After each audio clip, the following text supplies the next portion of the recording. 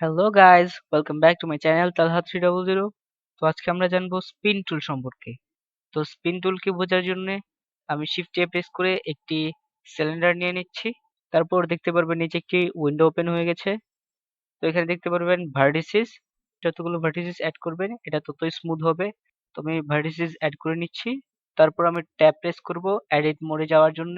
এখন যদি আমি স্ক্রল করে নিচে যাই তাহলে নিচে দেখতে পারবেন স্পিন নামের একটি টুল রয়েছে, এটি হচ্ছে স্পিন টুল। তো এটাতে ক্লিক করা মাত্রই দেখতে পাচ্ছেন এটা অ্যাক্টিভেট হয়ে গেছে এবং ব্লু কালারের একটি স্পিন প্লাস আইকনের একটি সার্কেল চলে এসেছে। এখানে দুটি স্পিন টুল রয়েছে, একটি হচ্ছে স্পিন টুল আর একটি হচ্ছে স্পিন ডুপ্লিকেট। দুইটার কাজই প্রায় সেম। স্পিন টুলের যে শর্টকাট রয়েছে সেটা হচ্ছে শিফট 0। স্পিন ডুপ্লিকেট টুলের যেই শর্টকাট রয়েছে সেটা হচ্ছে কন্ট্রোল 1। আমি যাচ্ছি এই সিলিন্ডারটি দিয়ে একটি পাইপ বানাতে।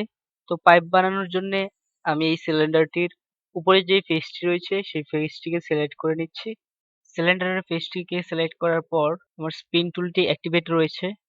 একটি স্পিন সার্কেল রয়েছে, স্পিন প্লাস আইকনের একটি সার্কেল রয়েছে। তো এটি বর্তমানে জেড অ্যাক্সিসে রয়েছে। তো এখানে অনেকগুলো অ্যাক্সিস রয়েছে, এক্স ওয়াই জেড। এক্স অ্যাক্সিসটাকে সিলেক্ট করা মাত্রই সার্কেলটা এখান থেকে এখানে, ওয়াইটাকে সিলেক্ট করা মাত্রই সার্কেলটা এখান থেকে এখানে, জেডটাকে সিলেক্ট করা মাত্রই সার্কেলটা এখান থেকে এখানে চলে এসেছে। তো সবগুলো অ্যাক্সিসকে যদি একসঙ্গে সিলেক্ট করতে চান তাহলে শিফট প্রেস করে সবগুলোকে সিলেক্ট করতে পারবেন। তো আমি শিফট প্রেস করে সবগুলোর উপরে ক্লিক করে সিলেক্ট করে নিচ্ছি। এটাতে পাইপ বানানোর জন্য আমি 3D কার্সরটি সিলেক্ট করে নিচ্ছি।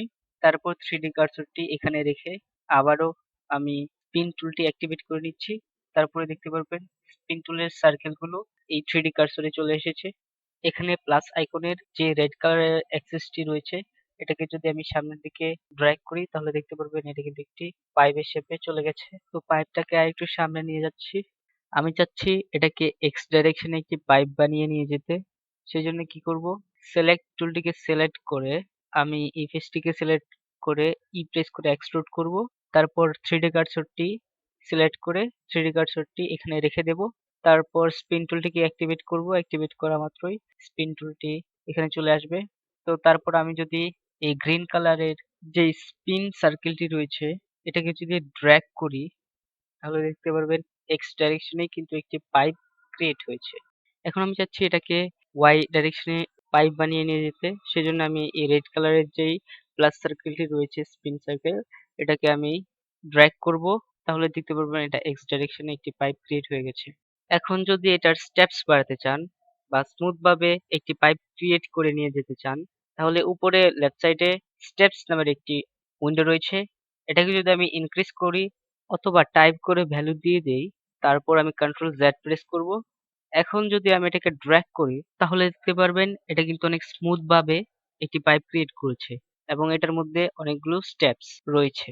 স্পিন টুল দিয়ে শুধু ফেস নিয়ে কাজ করতে পারবেন এমন নয়, এটা দিয়ে ভার্টিসিস নিয়েও কাজ করতে পারবেন। তো সেই জন্য আমি এখানে যে পাইপটি রয়েছে এটাকে ডিলিট করে দিচ্ছি এবং পলি বিল্ড টুলের সাহায্যে আমি কিছু ভার্টিসিস অ্যাড করে নিচ্ছি। ফন্ট ভিউ দেখার জন্য নামপ্যাডের 1 প্রেস করব। পলিবিল টুলকে অ্যাক্টিভেট করে কিছু ভার্টিসিস নিয়ে নিব। এখানে একটি ভার্টিসিস নিয়ে নিব, এখানে একটি, এরপর এখানে একটি, এরপর উপরে একটি, এরপর এখানে একটি ভার্টিসিস নিয়ে নেব। এখন যদি আমি স্পিন টুলটিকে অ্যাক্টিভেট করি তাহলে দেখতে পাচ্ছেন পূর্বের মতোই আবারও সেই সার্কেলগুলো স্পিন সার্কেলগুলো চলে এসেছে। তো আমি 3D কার্সরটি সিলেক্ট করে এখানে রেখে দিচ্ছি। এখন আবারও যদি স্পিন টুলটিকে অ্যাক্টিভেট করি তাহলে স্পিন টুলটি এই 3D কার্সরটিতে চলে আসবে। এখন যদি এটাকে আমি ড্র্যাগ করি এবং এটাকে এখানে রেখে ছেড়ে দেই তাহলে নিচে দেখতে পারবেন একটি উইন্ডো ওপেন হয়ে যাবে স্পিন নামের। এই উইন্ডো দিয়েও আপনারা এটাকে ম্যানেজ করতে পারবেন। তো এখানে দেখতে পারবেন স্টেপস রয়েছে 30, তারপর নিচে দেখতে পারবেন অ্যাঙ্গেল -200 ডিগ্রি। তো আমি এটাকে দিয়ে দিচ্ছি 300 ডিগ্রি, টাইপ করে দিয়ে দিচ্ছি। তো এখন দেখতে পারবেন এটা কিন্তু রাউন্ড হয়ে গেছে। এখন যদি আমি টাইপ করি 360 ডিগ্রি বা 360 ডিগ্রি তাহলে দেখতে পারবেন এটা কিন্তু পুরোটাই কিন্তু রাউন্ড হয়ে গেছে। এরপরে 90 ডিগ্রি এন্টার করলে দেখতে পারবেন এটা কিন্তু 90 ডিগ্রি রাউন্ড হয়েছে। তো আমি আবার 360 ডিগ্রি করে দিচ্ছি। তারপর রয়েছে অটো মার্জ, তো এটা অটো মার্জ হয়ে থাকবে। এরপর রয়েছে সেন্টার, এখানে রয়েছে এক্স ওয়াই জেড। তো এইগুলো দিয়ে মূলত এক্স ওয়াই জেড ডাইরেকশনে মুভ করানো যায়। তো আমি যদি এক্স ডাইরেকশনটাকে ড্র্যাগ করি তাহলে এটা এক্স ডাইরেকশনে মুভ হবে। এখন যদি ওয়াই ডাইরেকশনটাকে ড্র্যাগ করি তাহলে ওয়াই ডাইরেকশনে মুভ হবে। এখন যদি জেড ডাইরেকশনটাকে ড্র্যাগ করি তাহলে দেখবেন এটা মুভ হচ্ছে না। এর কারণ আমরা কিন্তু এক্স এবং ওয়াই এই দুইটা ডাইরেকশন নিয়েই কাজ করেছি। তো এরপরে রয়েছে অ্যাক্সিস এক্স ওয়াই জেড। তো এটা দিয়ে এক্স ওয়াই জেড ডাইরেকশনে রোটেট করানো যায়। তো আমি কিছু স্টেপস নিয়ে নিচ্ছি। এখন যদি আমি এক্স অ্যাক্সিসটাকে ড্র্যাগ করি তাহলে দেখতে পারবেন এটা এক্স অ্যাক্সিসে রোটেট হচ্ছে। তারপর যদি আমি ওয়াই অ্যাক্সিসটাকে ড্র্যাগ করি তাহলে দেখতে পারবেন এটা ওয়াই অ্যাক্সিসে রোটেট হচ্ছে। এরপর যদি জেড অ্যাক্সিসে ড্র্যাগ করি তাহলে এটা জেড অ্যাক্সিসে রোটেট হবে। এভাবে আপনারা বিভিন্ন ধরনের জিনিস তৈরি করতে পারবেন। তো চলুন স্পিন ডুপ্লিকেট টুল নিয়ে কথা বলা যাক। আমি একটি কিউব নিয়ে নিচ্ছি। তো এখন আমি স্পিন ডুপ্লিকেট টুলটিকে অ্যাক্টিভেট করে নিচ্ছি। অ্যাক্টিভেট করা মাত্রই দেখতে পাচ্ছেন পূর্বের মতো একটি ব্লু কালারের স্পিন সার্কেল চলে এসেছে। এখানে ব্লু কালারের যে স্পিন সার্কেলটি রয়েছে এটাকে যদি ড্র্যাগ করি তারপর নিচে দেখতে পারবেন একটি স্পিন নামের উইন্ডো ওপেন হয়ে গেছে।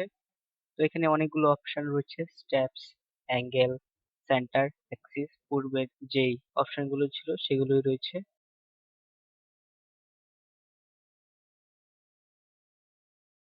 আমি অ্যাঙ্গেলটাকে দিয়ে দিচ্ছি 360 ডিগ্রি আর স্টেপস দিয়ে দিচ্ছি 5।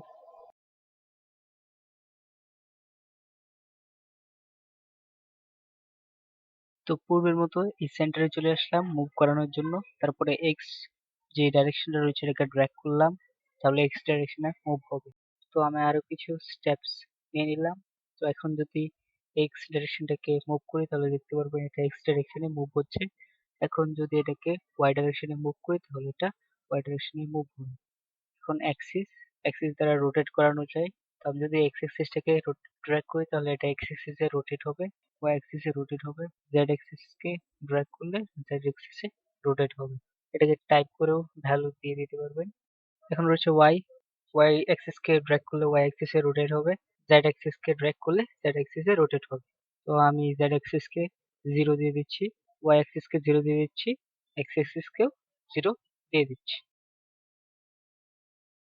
এই ছিল আমাদের আজকের এই ভিডিও স্পিন টুল সম্পর্কে।